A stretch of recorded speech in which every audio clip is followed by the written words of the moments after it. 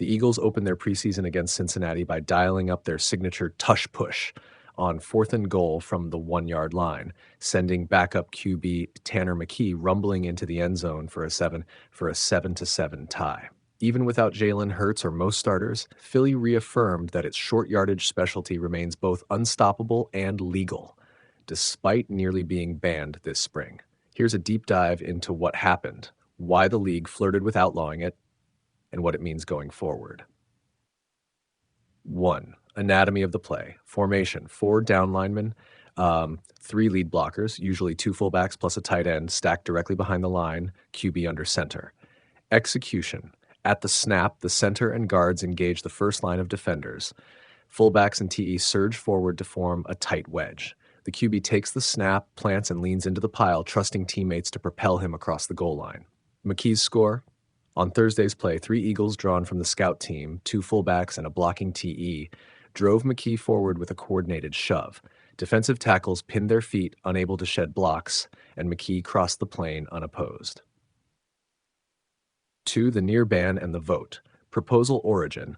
Brought by the Packers, the ban aimed to prohibit pushing, pulling, lifting, grasping, or encircling a runner to enhance safety. Proponents argued it avoided targeting quarterbacks vulnerable to head and neck strains and pileups. Spring meeting's outcome: owners voted 22-10 in favor, 2 short of the 24 needed under bylaws. The competition committee, plus both player and owner health and safety panels, had unanimously backed the ban. Historical context. A similar rule existed until 2005 but was rescinded as unenforceable. Too many borderline cases made consistent officiating impossible. The 2025 proposal nearly resurrected it. 3. Why it works and why defenses hate it. Physics of momentum. Multiple blockers generate a unified forward force. Once the defensive front is tied up, the quarterback becomes a payload that glides over any remaining resistance. Defensive mismatch. In short yardage, defenses load the box, but the tush push neutralizes raw strength advantages. A single block shed by the defense leaves the QB insulated behind a moving wall. Quick strike threat. Philly runs it so frequently that opponents stack to stop it, yet the Eagles' precise timing and cohesion let them explode through unanticipated gaps. 4. Health and safety considerations. Quarterback vulnerability. Leading the shove is the NFL's most valuable franchise player. Though tucked low, QBs risk cervical compressions when defenders hit mid-pile. Blocker exposure: lead blockers collide helmet to helmet at 10+ miles per hour, raising concussion concerns. Safety committee's view: despite unanimous backing, officials worried Mike calls distinguishing legal assistance versus illegal aiding the runner would reintroduce the rule's prior enforcement nightmare. 5. League competition and rulemaking dynamics. Commissioner's stance. Roger Goodell remained neutral, prioritizing robust debate over directive action. Offseason dialogue: coaches across the league lobbied for clarity. Some NFC West defensive coordinators predicted schemes to overfront or shift gap responsibilities, yet no blueprint emerged to consistently stop it. Future votes. With only a 2-vote deficit, another push could outlaw it for 2026. Teams may propose a compromise, allow pushing but ban pulling, or vice versa, but enforcement remains the core obstacle. 6. Strategic implications for the Eagles. Offensive identity. The tush push has become a defining chess piece in Philly's palette, a guaranteed short yardage weapon that allows creative formations elsewhere. Backup QB development. With McKee executing it as cleanly as Hurts, the playbook's core carries down the depth chart, teaching young QBs situational savviness and trust in lead blockers. Opponent prep. Defenses must dedicate personnel to short yardage battering ram drills, often at the expense of their best gap shrinkers in open field. 7. Broader NFL Morse code. Trend setting. What begins in Philadelphia often radiates league-wide. Other teams have already tested similar piles in practice. Kansas City's scout team ran it last week. Rule evasion tactics. Pending legal ban, coaches may tweak cadences, faking run mid-snaps, or slip in power ISO under different personnel to achieve the same push effect without technical infraction. Fan and media reaction. The push remains a fan favorite in Philly, garnering cheers even in a 32,000-strong thin crowd at Lincoln Financial. Nationally, it's a polarizing love-it-or-hate-it emblem of modern NFL creativity. 8. What comes next? Officiating guidance. Referees will lean on gamer's advantage doctrine, allowing excess as long as it's not a flagged illegal assist.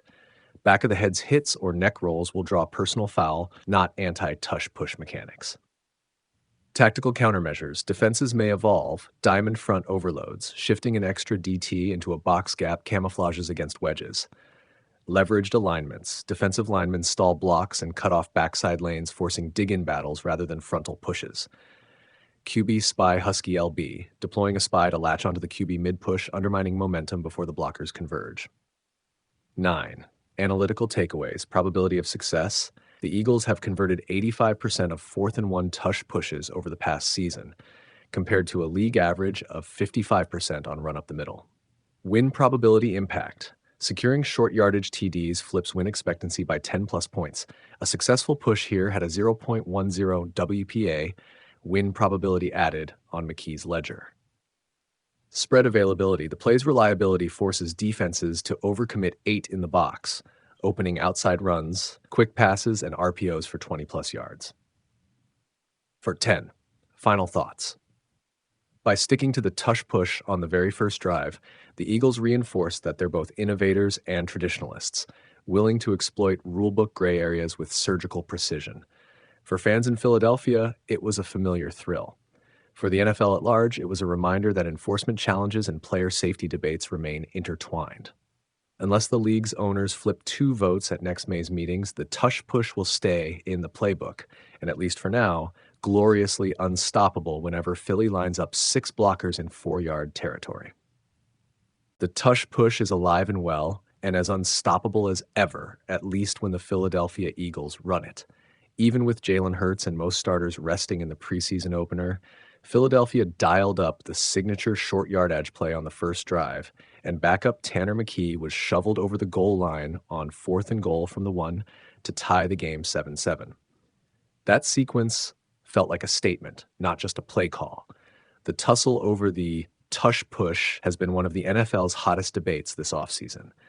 Team owners came dangerously close to outlawing the maneuver in May.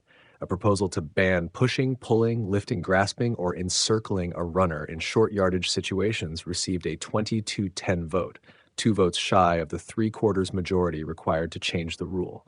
In other words, it almost happened, but didn't. Why is this such a big deal? For Philadelphia, it's simple math. The formation puts several linemen or backs directly behind the quarterback and drives him forward with coordinated momentum.